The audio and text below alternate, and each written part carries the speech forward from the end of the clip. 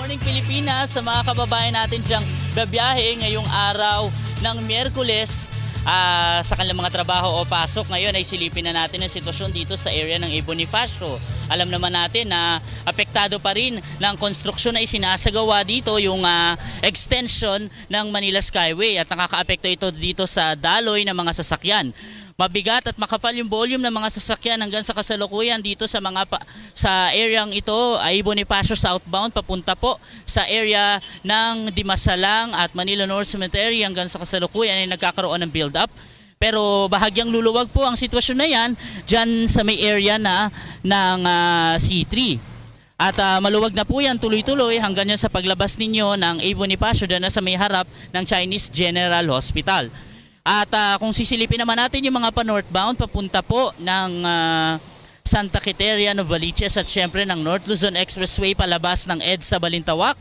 May build up na mararanasan sa area ito pero paglampas naman po niyan dyan na sa may area na ng intersection ng Cloverleaf Market ay magiging maluwag na po ang magiging pagbiyahe ninyo palabas ng EDSA at North Luzon Expressway sa mga oras na ito.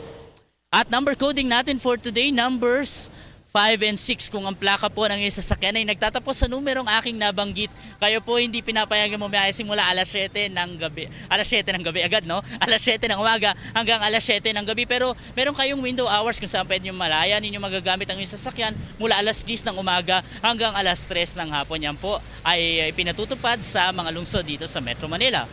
At dito sa Itasay, no, sa paborito nating segment tuwing umaga, hindi na lang sign ang aming ihahatid sa inyo dahil importante ring malaman natin kung ano nga ba ang kahulugan ng mga marka sa kalsada. Hindi lang sila pang dekorasyon, kundi para rin sa ating kaligtasan at pagsunod na rin sa batas trapiko. At ito na nga, ang ating sign for today or ang ating mark for today.